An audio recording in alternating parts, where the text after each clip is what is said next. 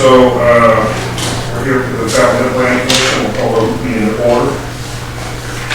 There's an approval of minutes from April 11th, 2022.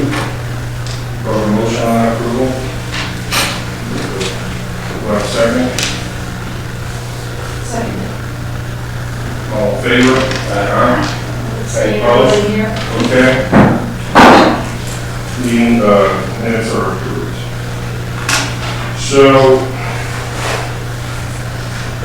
let's see here. So, there's two items on the agenda, right? So can we go with Mr. Cabrera first? Because It's up to you. for the votes. Yeah. All right. Thank you.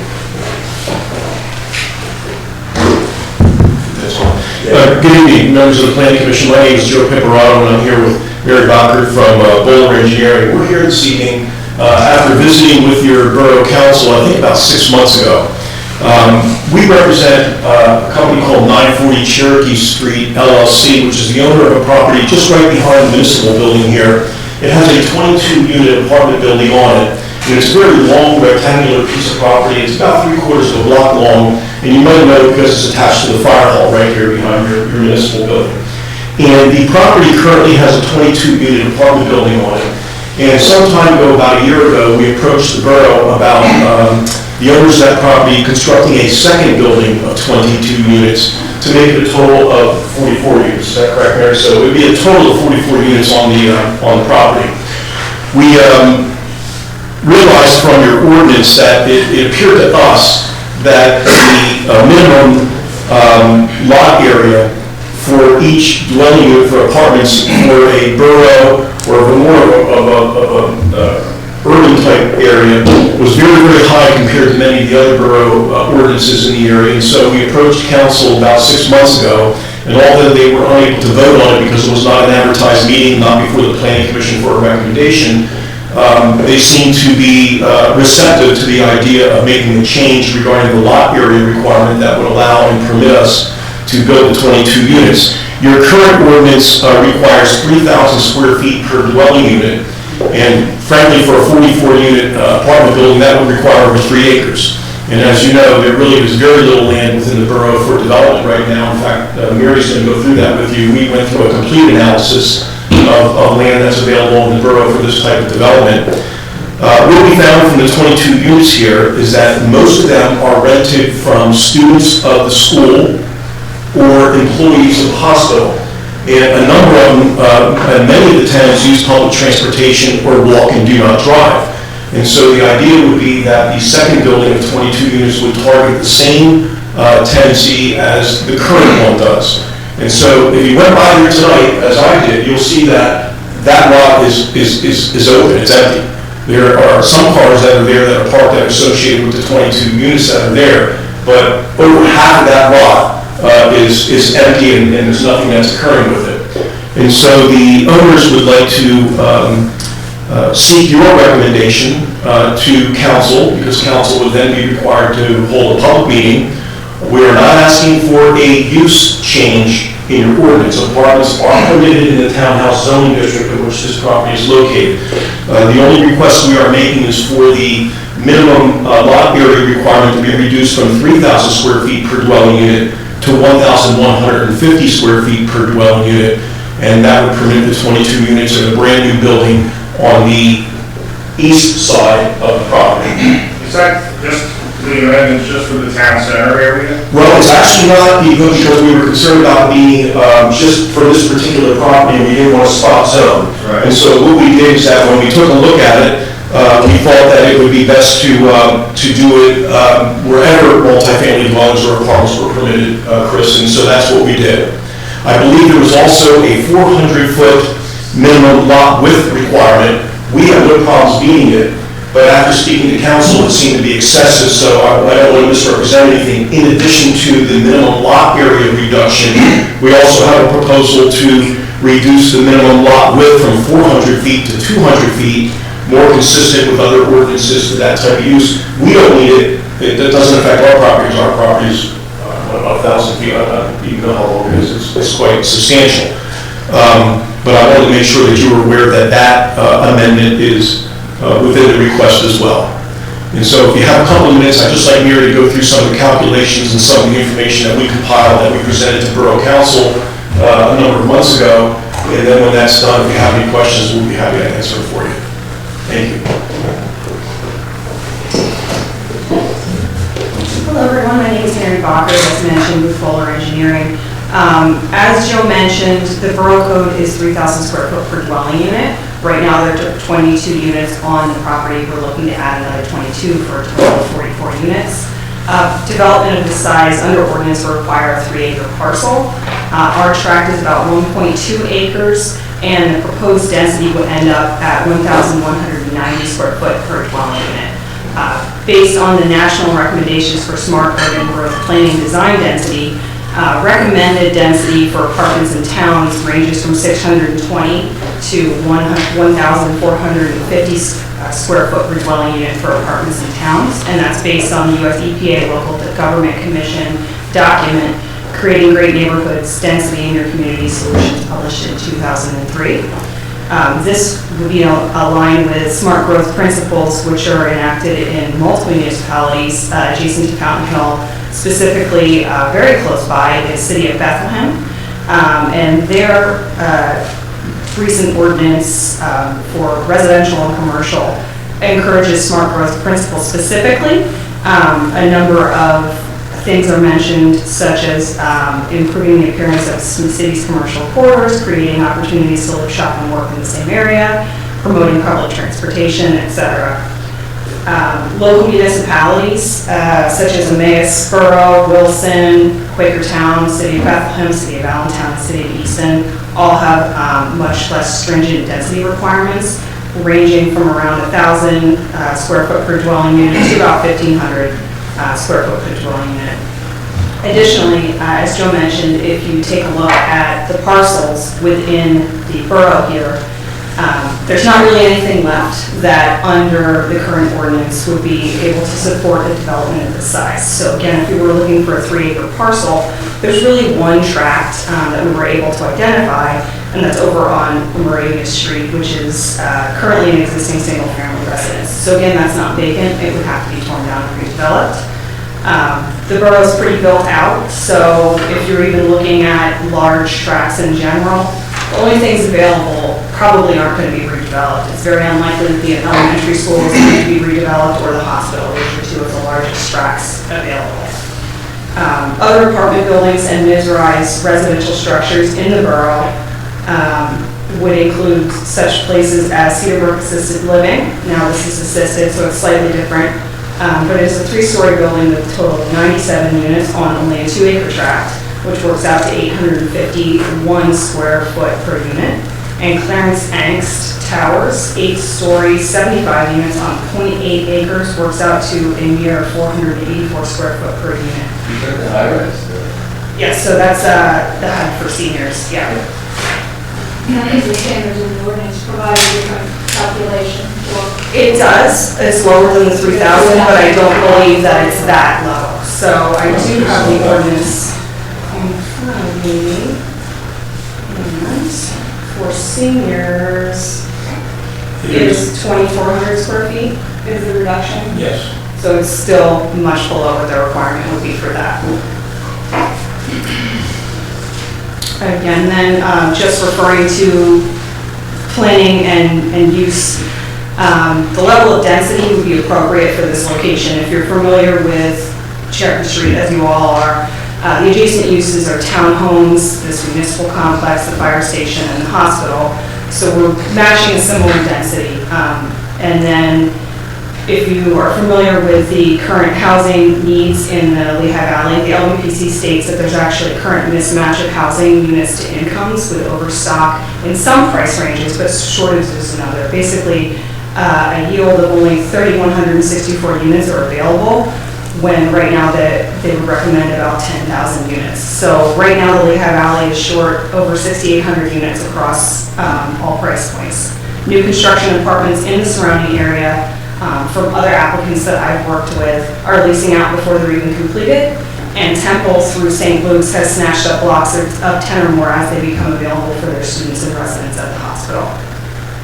Additionally, referring back to the Fountain Hill ordinances, the stated purpose and of Community Development Ordinance 102 is to provide diverse housing opportunities, encourage adaptive reuse and infill, promote alternative means of transportation such as pedestrian, bikes, and public transport, and carpooling, which meets the current tenants in the existing building and whom the applicant will be marketing the additional 22 units to. The stated purpose of the TC zone, which is what this parcel that we are referencing here is located with, is mixed-use residential, public and select commercial business, pedestrian-friendly, and discouragement of auto transportation. The stated purpose of the historic overlay zone, which we're also in, is to improve property values and to utilize traditional neighborhood development provisions within the MPC. Encourage pedestrian-friendly design, provide transportation alternative to automobile, dwelling type diversity, promotion of urban infill and community-oriented development and sense of place, streetscape and centralized parking interior to block, all of which this proposal we feel meets, as well as the amendment. So what we're doing here is making a recommendation to council, one way or the other, we listen to this. So remember when we will help write all the zoning laws and stuff like that, so that's the process here, like essentially he's proposing something, Karen's already talked with council or whatever about it, so. Yeah, we have, again, we're not looking for 1,000 units, we're looking for 22. It's a relatively modest request. We do understand that you do have a zoning ordinance in place, and that's the reason why it would require an amendment to your zoning ordinance. It would have to be advertised, the public would have to have an opportunity to come into the meeting before council if anybody had any concerns about it, and be able to speak one way or the other regarding that. And so the idea is if you feel that you can make a recommendation to council to consider and to adopt the amendment to the ordinance, we would certainly appreciate it, and that's what we're requesting this evening. Again, it's multiple pictures here. You'll see that half of this to 3/4 of this property is sitting there unused. I think it's obviously you can say, well, of course the owner wants the 22 units because they're going to make money off of that. We don't deny that, but I think it's also an opportunity to utilize an unused portion of property in the borough and be able to convert that to a tax basis, as well as provided some of the needed housing, as Mary indicated, for the school and also the hospital. Curious why you think the borough's regulations are out of line or excessive. You look at the 8 boroughs in Lehigh County, there's 5 of them with the same or higher standards. Energy, Albertus, and Mayes, which actually is 3,000 for low-rise apartments. Actually, I don't believe Mayes is. The last time I took it was like 1,200, but if you do all the research, I'm not going to challenge you on it. Look, this is something you want to do or you don't want to do. The Smart Growth Council has indicated that anywhere from 800 square feet to 1,200 to 1,500 square feet. It's where we are going nationally. It's where we are going regionally. It's based on LVIP's recommendations. You may not find it appropriate for your borough, and that's okay. I'm just indicating that I did the research personally on a number of boroughs, and there are a number of boroughs where the square footage requirements between 1,000 and 1,200 square feet per dwelling unit. And so the planning commission, the Lehigh County Planning Commission is absolutely, it's part of the Smart Growth package. It's exactly what they're recommending these days. You don't agree, Trish? Yeah, they're all about density, but density is appropriate in certain places. And we're not that kind of city. We don't. I'm not suggesting you are. There's limited places that you can walk to in the borough that are reasonable. It's interesting that the people that live here are students, but you can't guarantee that they're all going to be students. Well, you know that. I mean, I'm not going to come before you and tell you that everybody's going to be a student. All we can do is base it upon historical data, right? The historical data for this facility, which a lot of times you don't have historical data. We have it, and historical data indicates that 70 to 80% of the residents over there right now are either students or workers at the hospital, many of which do not have vehicles. But even if they did have vehicles, all you have to do is use your own eyes. If you walk across the street right now, okay, most people are home at night, is that correct? Everybody works different shifts. If you go over there right now, you will see 3/4 of that property unused. So the real issue becomes, do you think it's appropriate for the borough to have a second facility that's 22 units, or do you not? And really, that's really what it comes down to. We don't believe that the 1,150 square feet that we're suggesting is out of line with many of the boroughs in the Lehigh Valley, and as well as a lot of the smart growth principles that are being really pushed today in various municipalities. But we already voted on whether we wanted the thing there. We already made that recommendation. All this is about is changing the zoning. This is because we are requesting a text amendment. Again, apartments are permitted, but we would not be able to do the 22 apartments without this amendment. And I'm acknowledging that to you. That's On the the case. planning commission, we already voted that That's a good they idea to built do this, it. and then it had to go through the rest of the stuff, so. I think the concern is that by changing this, you're changing it for the whole borough, not just that one little section where we okayed the building. It's just that now we're going down to 1,100, what is it? 1,150. We're at 1,150. 3,000 to 1,150 borough wide. Yeah. We didn't want to go to spot zoning, so we did not want to make it site specific because then it would be considered to be spot zoning. And so what I do when I took a look initially at the ordinance, and if this is your recommendation, we can certainly do it. We would look at just the TC district because the TC district obviously is limited in where it's at here in the borough and the number of properties that are existing in the TC district. We just thought we'd come before you and receive your suggestions and then go to council with it. So I'm Make sure I understand, because this paper says 1,500 square feet, not 1,150. It says The amendment that I presented, 1,500 square feet. Yeah, I think it's happening. my summary, that's the typographic error, and I apologize. The amended ordinance is 1,150, that's what we had proposed, and that's what we submitted. Keith had asked me to provide you with a summary, which did not have all of my information in it, but I was happy to do that. Apparently, I have a typographical error in the summary that I made the other day, just to get something in front of you. But it is not 1,500, it is 1,150, and my amendment to the ordinance clearly shows 1,150 square feet as the proposed amendment. Anybody else have any other questions? I just wanted to make one comment. We're making a recommendation to council. Council is making a decision. So if council doesn't want to do it, they can vote it down. Absolutely, and they have to have a public meeting, has to be advertised, so everything has to be sent to the Lehigh Valley. Yeah. So, It has to be sent to the Lehigh Valley Planning Commission, has to be sent to you as the planning members for the municipality, and then council will have both of those recommendations in their possession at a public meeting, and that public meeting has to be advertised, and the public has to be heard, and then they will determine whether or not they want to vote on that amendment, and if they do, which way. Yeah, it's a separate, probably unrelated. I was just curious as to what the price point per unit was going to be. That's a good question. I think it's certainly not going to be something, I always have to be very careful on how you answer those questions. I can say that it'll be more than middle of the line, if I can say it that way, in terms of the median price. These are, again, to attract professionals. The party that owns this property are also the people that are constructing the units in Upper Saucon Township. Tricia's aware of this one.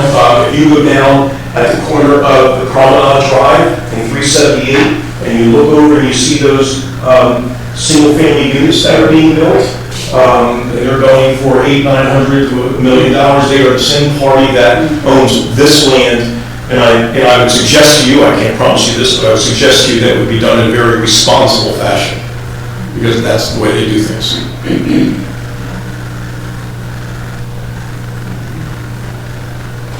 Friday, question? Would this be willing to offer some information for the commission? In addition to the Borough of Fountain Hill, I work for the Borough of Emmaus. Did a little bit of research on the Emmaus ordinance. And I do see some reductions when you go from pure residential, similar to your high-density residential, to their central commercial district where they do allow mixed residential and commercial uses, similar to your town center. A real center downtown, quite like Emmaus does. But from comparable basis, it's as close as might have. And then, can you understand what he was saying about smart growth? Maybe you could just bring that up a little bit. In Emmaus, in their highest density purely residential district, their number is 3,000. But that number specifically applies to to low-rise units. So that'd be anything under 3.5 stories, 35 feet. When you enter mid-rise level, which is 3.5, 6-story type development, they do allow a reduction of 1,500. Now, when you go into their BC Business Center area, the low-rise is 2,000 per unit, and mid-rise drops to 1,200. One thing that's different, though, is that they do not make any concessions for parking. They require 2 parking spaces per unit. In fact, for the low-rise apartments, if you have a complex with more than 20 units, you have to add 0.2 units of parking for every unit of housing. So in other words, for every 5 apartments, you need 1 extra space, although you can only 2 per unit. We're not asking for I want to make sure you're fully aware of everything. So I'm just offering that to you for an understanding of where reductions in the utilization of the site, or how much land is necessary and why. Certainly, And also, we try to have space for a building, we try to have space to accommodate parking, and we try where possible to have green space. If you can compare Emmaus, the concept of they're trying to develop their downtown center along around, that's something that's comparable. But the side of the Emmaus is way bigger than 1 square mile of downtown. And one thing that Brad said I think is important is that we have this is all impervious coverage right now. Literally, the development is going to reduce the impervious coverage because there's going to be some green space that's going to be added. So right now, you have no green space over there. You have, everything's impervious. The entire lot is paved. So getting back to Emmaus as one example that was brought to meeting tonight, 2,000 square feet would apply to, for example, the existing building, which is 2 stories with 22 units, and the 1,200 square feet would apply to larger than 3.5 story type of unit. So the composite of the overall site density would be something closer to about 1,600 per unit, just to pull it together. And as I said, that's the densest level that they allow within their central business district part of the borough.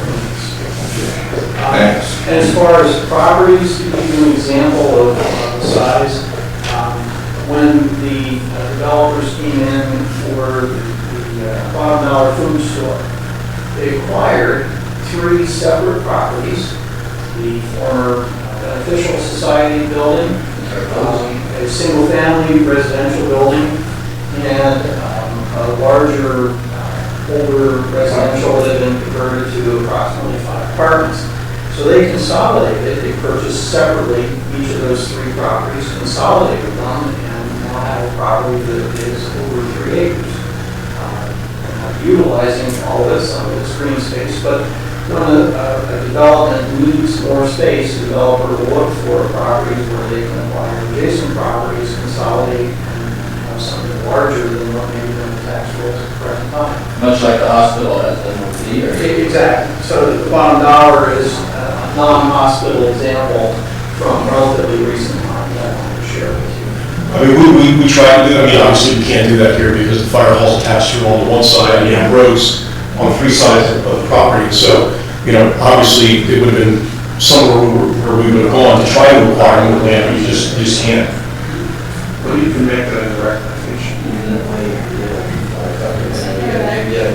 cover everything, you cover everything, and it still goes to the borough to the city. What do you think? Borough Council, you can ask that. Well, I'm just saying.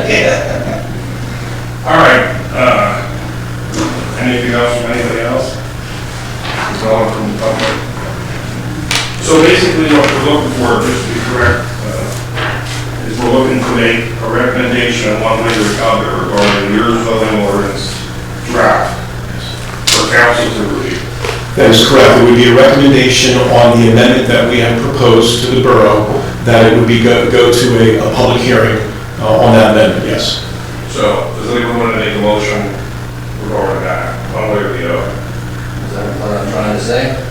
Yeah. What I'm trying to say is I would allow for it to happen in the town center Very good. zoning. You can certainly do that, yes. I would agree to that, that would be my motion, to allow you to drop it down. Well, we're just making a motion under the recommendation. That's been added comments. Right. I would second this motion to make it applicable in the town center. All right. Well, we have a first and a second, so we have to vote on that, but I would go with just approving, but if you want to narrow it to the town center, then for me, what's your vote? I'm okay with just the town center. Anything else? You'll need that recommendation, that second, so we have to take a vote then. Okay, vote. All in favor? Opposed? Thank you for your time. We appreciate it. Thank you, everybody, for your time.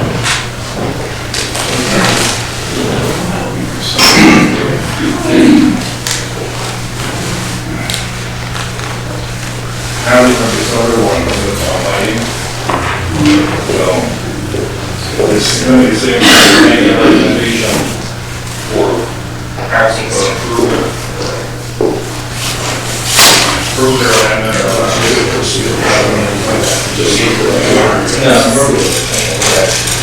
So, just a little background, since Mr. Zager was not present when this all, actually, I was barely present when this all started. There was an issue with some light pollution amongst neighbors. Housing Ordinance Committee from Council took the ordinance under review, worked with our solicitor at the time, Mr. Lair, and they came up with this draft. In reviewing it, Council obviously was okay with it, but then had to push it to the Planning Commission. In the meanwhile, we've developed some concerns or suggestions between Mr. Youst and Mr. Zaner, which they'll share with you tonight about making it a little bit easier to enforce, because the way it's written now is great in concept, but I don't know how we're going to enforce it easily. So I'll defer to that, but just I get a little background on how we got here with this. Yeah, so I think if we were going to make a recommendation, it would be that the concept is good, but maybe it's a little stringent and unenforceable. I think there needs to be some clarification about when does it apply, and when does that standard apply. I know our ordinance is like some new installations, some lighting that gets put in after this ordinance becomes effective is subject to this ordinance, but prior installations are not. So if there's some clarifying, then it could be that, but if there's some clarifying way that this is applied. No, yeah, for properties that exist in the borough now, they are subject to the previous, to the existing rules. So if the ordinance changes, it's only for new development. Everyone who's required to put that plan forward when they develop, it's everything going forward, not in the past. The other thing I think is it seems a little strict, like you have to have an architect or an engineer or whatever to. I mean, some of the lighting plans, that's not unreasonable when you're seeing, commercial development. Residential, obviously, you're not seeing those. Some of the concerns that we had is like the lumen output of the light bulbs is like, it makes folks required to buy essentially a $20 light bulb. There are some other things like measuring foot lumens or whatever it is at property lines. We certainly don't have the means as a borough zoning department to go out and measure that. So those things are typically difficult to enforce. Dave, how in-depth do we need to drill this down for the Planning Commission to approve? Can we approve the concept and do some tweaks, or do we need to come to an agreement on the final verbiage before we can move this forward to Council and LVPC? Well, I would certainly think the Planning Commission has, if they're generally like, okay, this is a good thing, but we have some concerns, they can certainly remand it back or ask council if we were okay with this generally, but these are our issues. And then it could very easily go back to the committee to think on those issues before we have to go and send it back to council on a vote. Because there's nothing that forces us to do this now, but certainly if the planning commission doesn't exactly want to recommend it, or would recommend it with subject to changes or conditions, that can go back to the committee and council and look into those things. All right, do we want to, so then I guess getting to that is, and obviously it's up to Mr. Bennett, but, I know Brad had a couple concerns and Keith had some concerns. Do we want to quickly go through those while we're here? But I think what we should do, if we're generally in agreement with the concept or not, one or the other, we can vote, and we can let the two people work it out, and if they come to an agreement with that, then I'm fine with that. Yeah, we can. I don't know what 800 lumens is anyway, so. Having to come back, yes. But if we want to do that, if we just want to, we'll push it, go back to the drawing board. Well, who do you want to make this decision, Brad or you? Well, so here's what I'm trying to do is honestly, I don't have a dog in this fight at all. What I'm trying to do is prevent this from having to come back to the planning commission. Right, you want this to be handled right. So what I'm saying, but that's why I'm asking Dave, is how specific do we have to be? I think in your recommendation. Hang on. We've plenty of time to have made recommendations, Yes, we have. as long as whoever is happy with that, the borough engineer, we can do that. Yeah, but- Whoever's gonna make the decision. I don't think those rules apply to the MPC and the zoning ordinance. Correct, that's something completely different. That's when somebody comes with a development plan and has to comply with those things. This is something different where you're doing a text amendment for zoning. So if you're gonna have changes or recommend changes, I mean, certainly the planning commission can also go, we don't recommend this. And it can go to council, and council can decide ultimately if they want it or not, because you are merely a recommending body. Your approval is I not don't know about necessary. that for the zoning law. Planning is responsible for zoning law. So I don't know that we cannot take their recommendation. But we say we don't want this. That's why we went through, we wrote all the way. So that's all changed. It comes from planning. Well, no, it comes through planning, yes. So like if council, like here, council did something, they send it to planning, it also has to go to the LVPC. So because they drafted and sent it to you, you're merely a recommending body. You're not, it doesn't require you to go, and doesn't require your approval to go through council. So you're providing recommendations here. If you want to provide a recommendation, if you don't want to recommend the entire thing, or you want to recommend changes, you have to make the recommendation and then say, these are the changes we want to see, or these are the concerns we have. And I think most people here are fine with this concept, and it's the implementation which is difficult for you, but there's none of this language that stands out to us in terms of implementation that we would say, oh, fix that. I understand why you want to fix it, but up here, I think we're all good with the concept as it is written. We Yeah. say, change item K or change item L, yeah. So when technology changes and the lumens change, then you're gonna have to rewrite it. This is all pretty much based on people just coming to you and complaining. No, this was based on one incident that went to House and Ordinance and went to council members. I'm thinking down the line though, if So- you were getting involved at all down the line, it would be because somebody complained.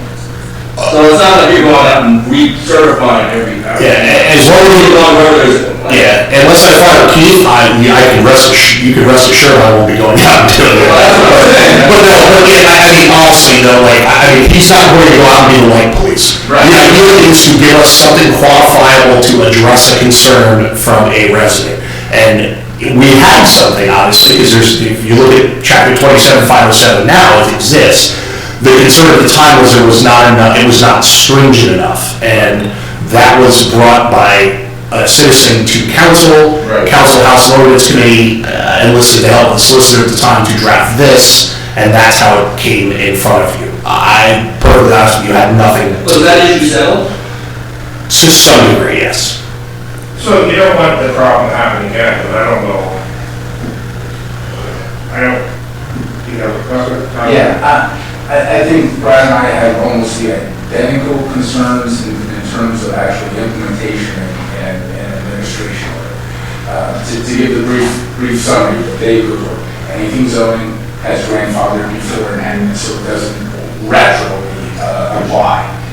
But whenever I'm looking at text amendments, and we did hundreds at South Whitehall in my last 5 years there, it starts with scope, and then it gets to the feasibility of actually being able to apply the standards. When I look at the scope here, Brad and I both picked up on that. It seems to apply to every single situation except all government type things have been taken out of it. And so that would be the borough, the commonwealth, the police, the fire department, okay, for lighting, okay, that, understood, very, very difficult situation. The only other properties or scenarios that's excluded is a single front porch ceiling. So, because of having done this for almost 25 years, my mind immediately goes to counter examples. And as soon as I see a word front, my mind goes rear. So a rear porch light has to meet this standard. A dusk to dawn motion light for your wife coming home late at night. Full parking spaces. Anything along those lines. And instead of a general focus, people might have been thinking about commercial properties, parking lot lights. Right. And so that's the area that concerns me is the breadth of the scope and how it can become problematic with every single little situation, and then being able to prove the standard technical spots. Now that can be done in a certain way. It mentions like 80 lumens per watt provided. The only thing I did a quick Google search on regarding that was the state of California, which is a very liberal, pro-green kind of a state. Their standard is 45 lumens. So we would almost be doubling their standard, and they're a very liberal, green state. And that made me go, whoa, what, is this standard out of line? Is that high of a standard out of line? And I guess what it turns out is it wipes out every type of luminaire device, incandescent bulbs and the halogens and this chlorofluorescence and I'm not sure all the others, except for the very expensive, highly efficient LED ones, which are the 20-hour light bulbs. So a guy's porch light goes out after this gets enacted, the back porch light. He's got to buy a $20 light bulb to be compliant. Also, and that's a concern. So like I think I'm ready to make a recommendation that needs to get reworked. I think the other side of what he's saying though is that if my neighbor decides to put a spotlight in and shine right into my house, what's my recourse? That's a very good question, sir. In the current ordinance, and this happened because for the first time last week, I actually got a phone call complaint regarding the topic. There's a provision within these illuminations that uses terminology about general nuisance. The only thing that requires them though is for when I go to administer an assessment and write my MPC required letter, I'm not going to be the one who witnessed at 2 a.m. on Saturday night that it was too bright. So the complainant's got to realize you're going to have to either come to the zoning board, if it goes past zoning board, the common pleas, or is that magistrate for some reason, and provide the testimony that you were a nuisance. Because in order for something to be a nuisance, you have to have a victim, as compared to a mathematical standard. And I think that's what somebody here might have been trying to get at, was the mathematical standards. Typically, what I've been accustomed to over the years is a foot candles, 0.1 foot candles at a property line when a new land development or subdivision comes in, and you get the isometrics that looks like a bunch of overlapping umbrellas or have trees or represented on plans, and then you just look at it not exceeding the maximum at the time of plan approval. But zoning winds up going forward in perpetuity. You can't make every homeowner do that.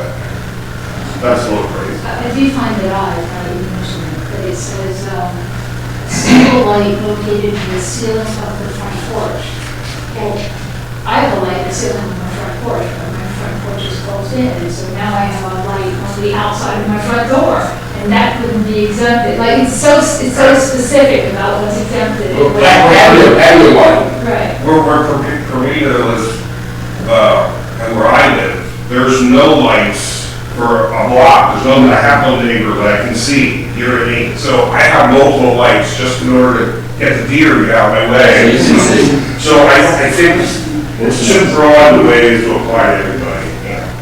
Well, the only other troubling thing to me is that this looks like it was all created because of one person's complaint.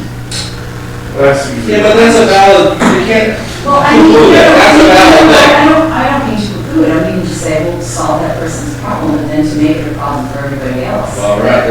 That's all, maybe I'm I mean, how understanding it how wrong, but can that's it just not not. be where, like, you can't shine a light in somebody's window? I mean, I think everybody would agree that, you know, if you're doing that, it's like, oops, I'm sorry, you know, you tilted down. But if I go out my back porch, I overlook all over the stop hill, and somebody's got a big bright light over there, and it's too bright, it's actually very annoying to me, you know what I mean? So it doesn't even have to be pointing at me, so I just think it needs a little forward. And the last thing, if I may, Chairman, sir, the other thing is different areas of ordinances where you can put things. One of the things when the statewide UCC Act 45 was 1999, and then when they implemented it in 2004, summer 2004, we had opt-in, opt-out, hiring inspectors and get going on. But anyway, one of the things that did was it got municipalities to really clean up their zoning ordinances, and then there were some subsequent court decisions that focus your zoning ordinances on only being land use. And we spent 10 years at South Whitehall going through our zoning ordinance and picking out something where in our industrial zone it said a warehouse building had to be built out of cinder block. Where we're like, the building code covers that. The state assembly passed the laws to address everything building code wise. You can't build it out of stick frame construction. That's where all the scientific data is. Get it out of the zoning ordinance. Make it only land use. And that kind of applies a little bit to the concepts of nuisance. And again, it also helps take ambiguity out of a zoning ordinance, because an ambiguity in NPC's got to go in favor of the property owner. So as soon as you say illumination can't be a nuisance, by the way, that becomes ambiguous, because what's different, what's a nuisance to area is different from to the chair, to myself, etc. And so that's why I think somebody went to pick a standard. It's like saying don't put your shed too close to the property line. That's ambiguous. You gotta say 3 foot or 5 foot, and et cetera. So that's why municipalities also have separate nuisance codes. Sometimes actually adopting property maintenance codes, or they'll have self-written nuisance codes that are about high grass and weeds, junk cars, and things like that. Sometimes it may wind up being better in there as compared to being zoned. Not that it shouldn't be something that's regulated, but where's the best place to put it? All right, well, does anyone want to make a recommendation? One way or the other? Motion? I guess I would make a motion that the current draft of the amendment be refined to make sure that it's implementable and for review. sounds good to me. Second that, yeah. All in favor? Well, now I need a motion to adjourn. I'll make a motion to adjourn. You gonna second that? Sure.